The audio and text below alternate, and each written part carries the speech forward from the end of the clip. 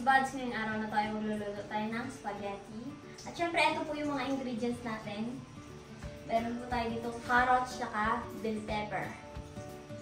At meron tayo dito, gagamitin pala natin cheese, itong queso. At syempre, yung hotdog, CDO hotdog po yung ginamit natin dito. Syempre, yung sibuyas bawang natin.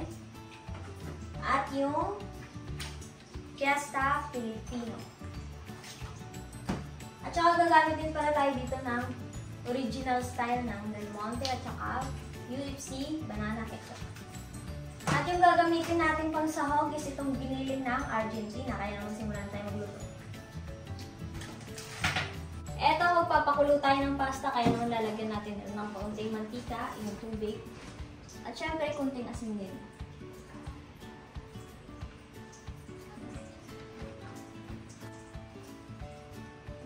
Konti lang. Siyempre, hayaan na natin kumulo ng saglit bago natin ilagay yung pasta. Eto, at nakulo na siya, kaya naman ilalagay na natin yung pasta. Kaya naman pala nilagyan natin ng mantika kanina yan para hindi manikip yung ating pasta. At bakit siya nilagyan ng asin? Kasi nga para hindi mapanis. Huwag na natin putulin yan. Mas maigit talaga kainin yung spaghetti pag piniputol.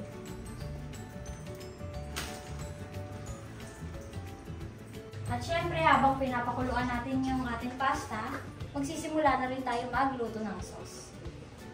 Okay, una natin yung mantika. Painitin muna natin bago tayo mag-isa.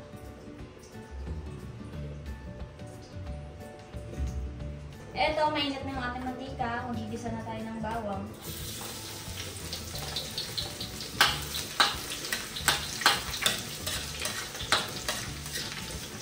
Siyempre, sunod na natin agad yung sibuyas.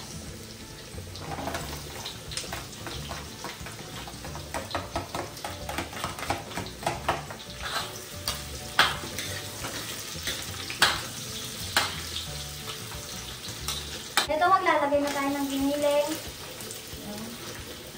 Sarahin natin.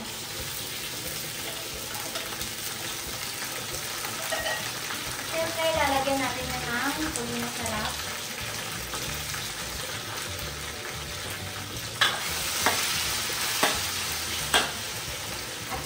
Paminta.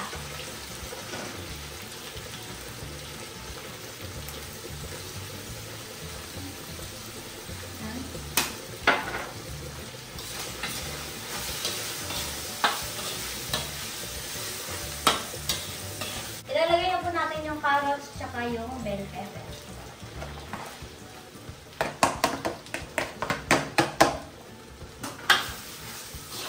Tignan niyo po, napakaganda lang giniling ng Argentina.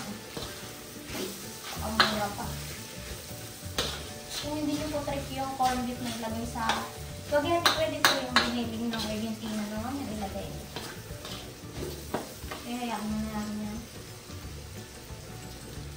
So, maglalagay tayo ng kaunting tubig.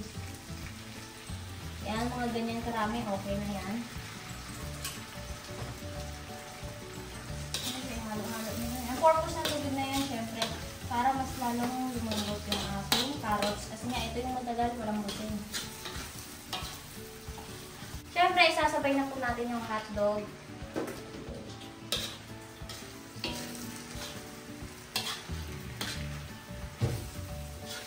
Ayan, tingnan, napakaganda. Marami na po tayo na sahog. Ilalagay na natin to. Fiesta Filipino.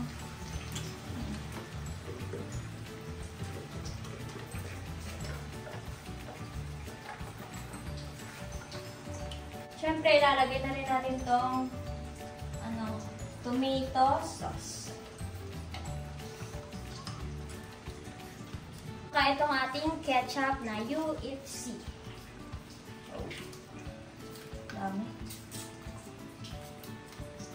Siyempre, halo-halo.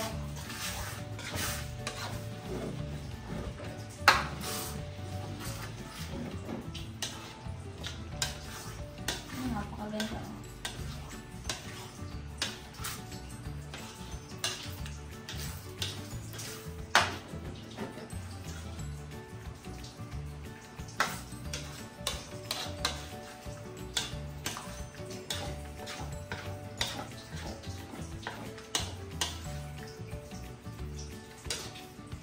Eto, medium light lang daw. Hininaan ko na po yung apoy. At syempre, ilalagay na natin yung ating keso.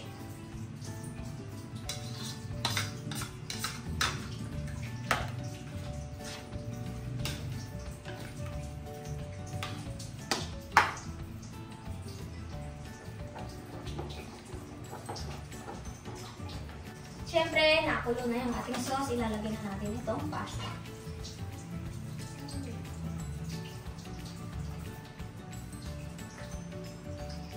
Kaya need talaga may mantika para hindi dumikit yung ating pasta. Tingnan mo yan, oh. Nung may mantika, mabilis lang siya kumain.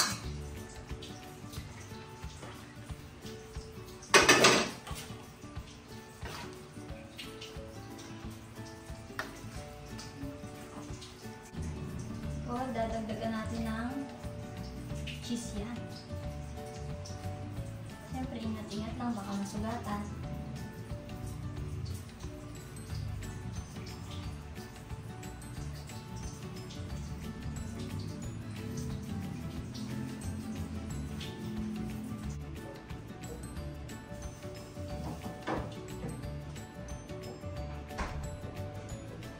Kaya mga ka-taste buds, at nakita nyo naman kung gaano yung proseso ng pagluto namin ito. Kaya naman kung nagustuhan nyo po yung pagluto ko nito, huwag nyo po kalimutan mag-like, share, and subscribe.